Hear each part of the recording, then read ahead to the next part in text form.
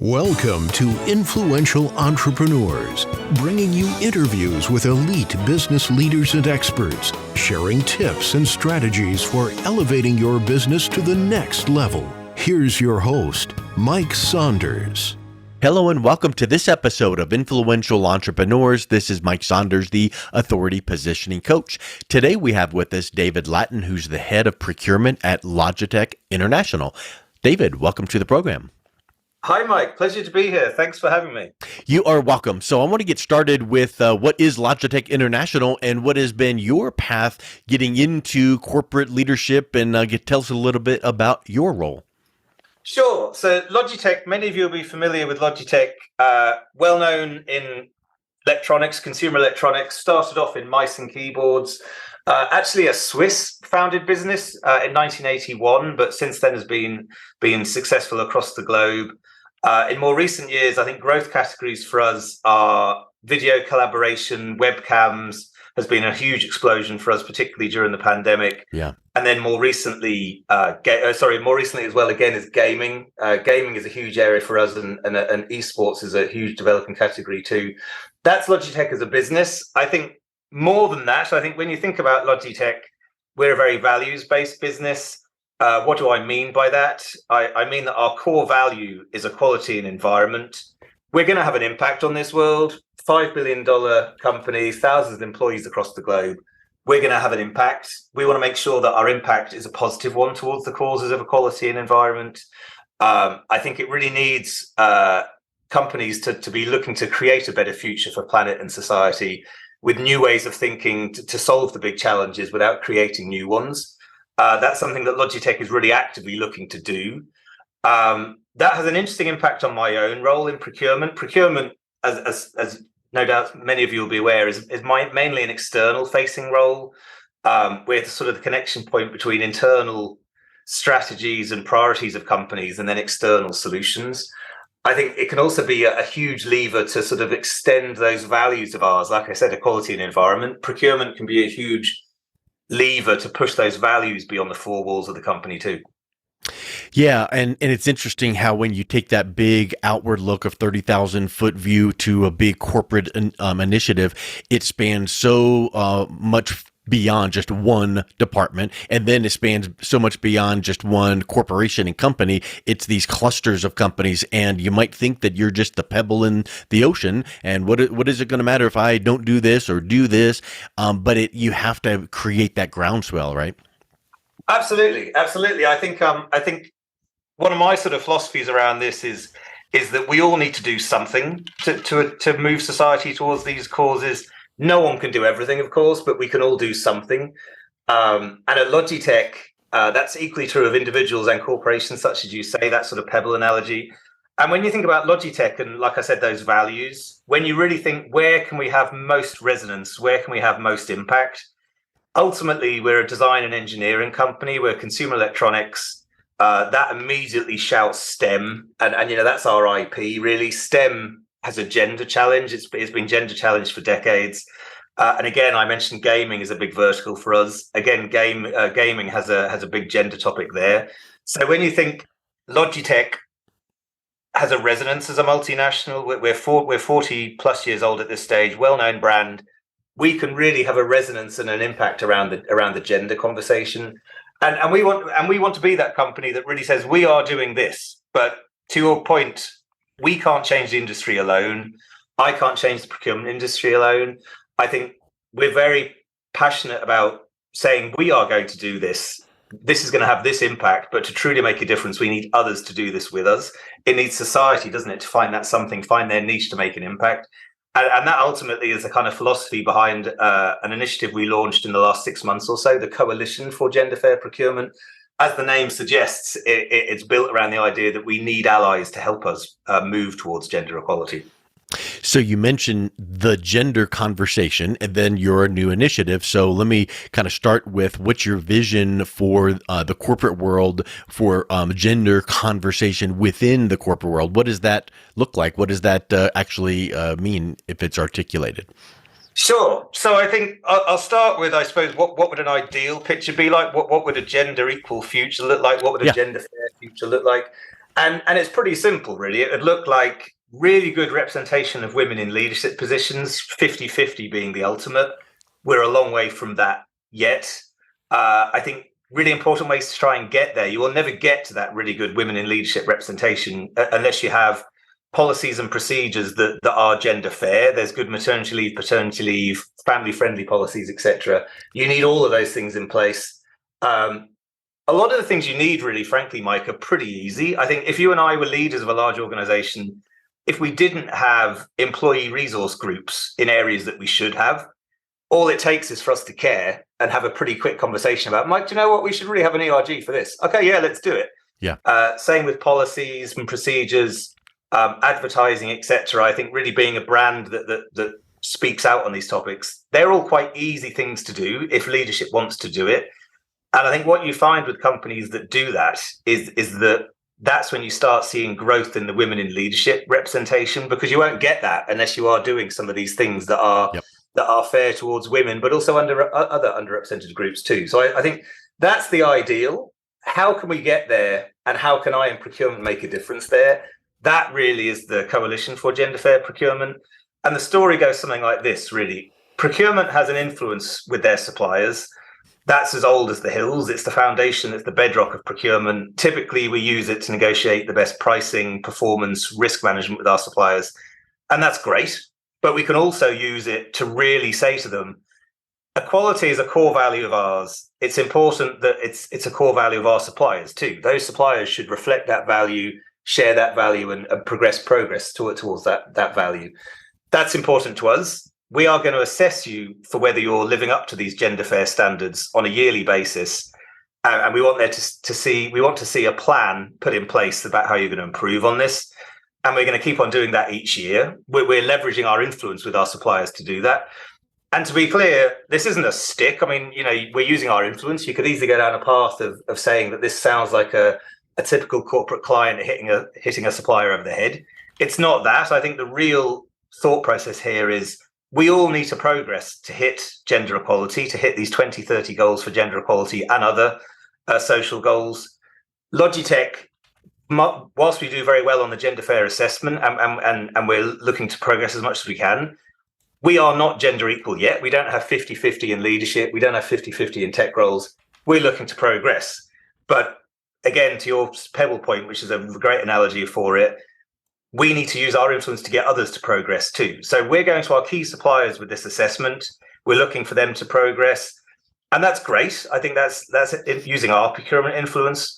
But where we really need to make a difference is this coalition idea. Is we can only really develop a breadth and a depth of impact if you get 10, 15, 25 corporate procurement departments asking their key suppliers to take these assessments. The breadth of that impact can start to be really impressive.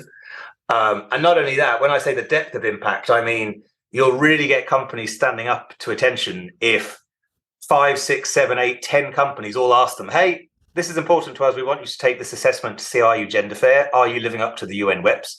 That's when you really start see a difference. And that's really what we're trying to do. It's industry standard that large companies ask a bunch of questions of their suppliers in the corporate industry, contractual risk, privacy, data security, you name it. And they're all really important. What we don't do is, as a default, say, this is all great, but are you living up to the UN Women Empowerment Principles? And what is your plan to live up to them if you're not? If we all started asking that, just imagine the speed of impact that could have. Yeah, I agreed 100%. And when you were describing that, it made me think of a question. So do you get this thought or this question a lot? For me, for instance, racial inequality, it's like, wow, why is that even still a thing?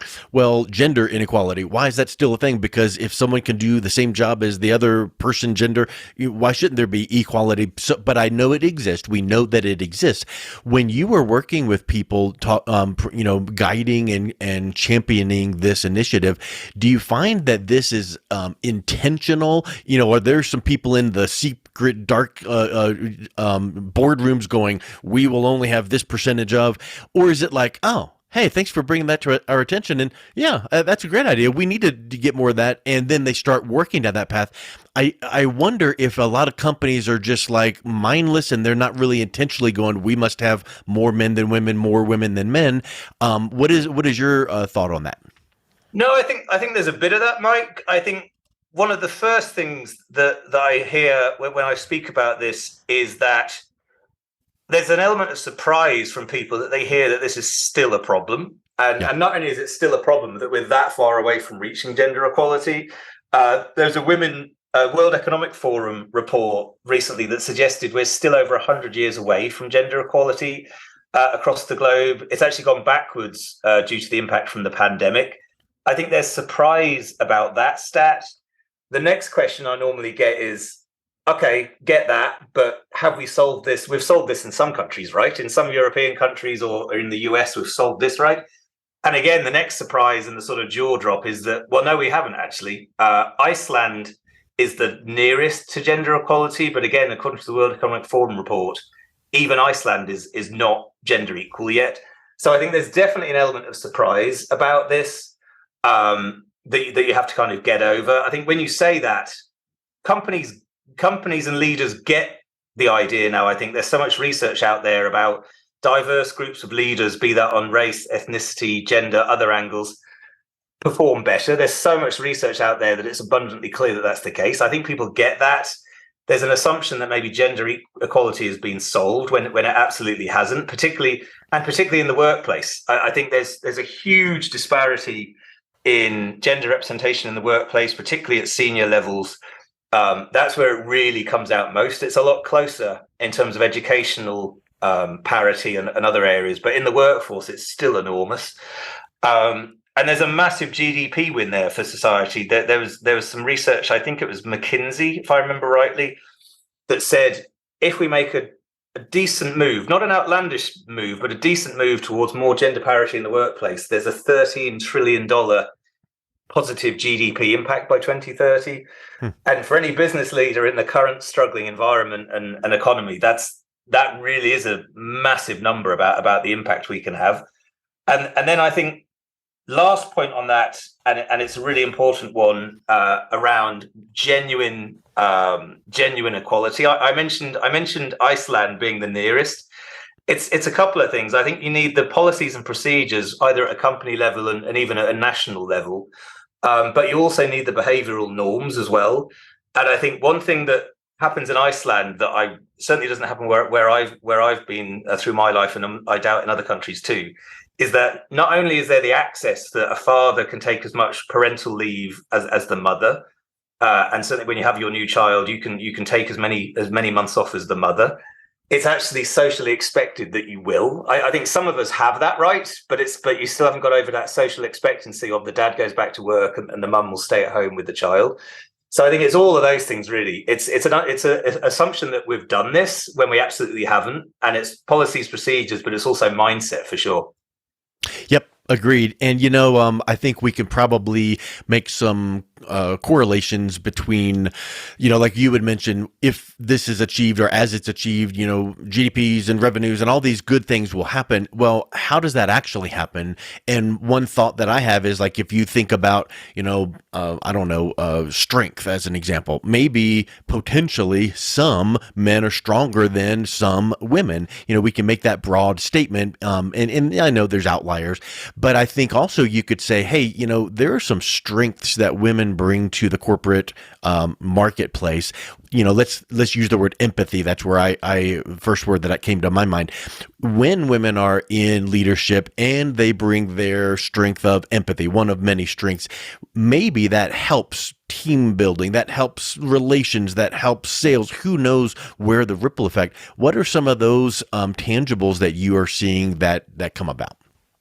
Yeah, for sure. I mean, one recent example even was that at the political leadership level, that there was a lot of commentary, wasn't there, about countries that did well during the pandemic or sort of reacted well to the pandemic and looked after their population. Very strong women in leadership representation in that group, and I think it's like you say that they have strengths that men don't. But I think here's the thing: there's some work done recently by an author called Mary Ann Seagart, which is about the authority gap in work.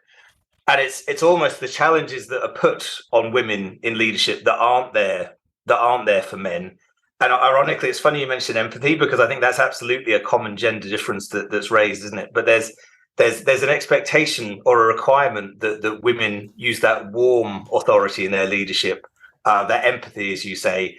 If they don't, then there's sort of, called derogatory words about their style of leadership. Whereas dare I say, if a man used that sort of a style of leadership, it might be authoritative or sort of a strong decision maker, a fast mover or whatever. So I think absolutely there are great strengths that women bring to their leadership. But in the authority gap, as I say, this research into men and women at work, it's actually made more difficult because they need to display those characteristics. Otherwise, they're considered to be sort of a bitchy or there's derogatory words about their style of leadership. Mm-hmm. So it's absolutely true, but they're made to stand up to sort of higher standards that dare I say you or I perhaps wouldn't be as a man in leadership.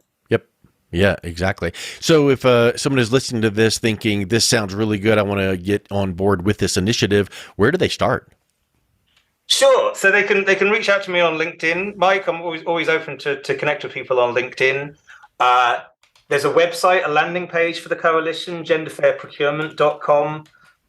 Go there, have a look. And I think broader than that, I think I'd want to say to any corporate leader, I think to the sort of Logitech journey, which is relevant for everyone, we all need to do something towards the causes of environment and society and equality. Every company has a resonance or a sort of impact in different niche. Find where that niche is and really look to impact there. And then, every individual, you and I and other professionals and other industries, you can all have an impact somewhere. Really find what that is and drive forward with it. Try to make a difference, because we can all do something. And if Logitech's vision resonates with you, or if Gender Fair Procurement resonates with you, please do reach out to me, and happy to talk with any of you. Well, David, thank you so much for coming on. It was a real pleasure talking with you today. Cheers, Mike. Thanks. Appreciate it. You've been listening to Influential Entrepreneurs with Mike Saunders. To learn more about the resources mentioned on today's show or listen to past episodes, visit www.influentialentrepreneursradio.com.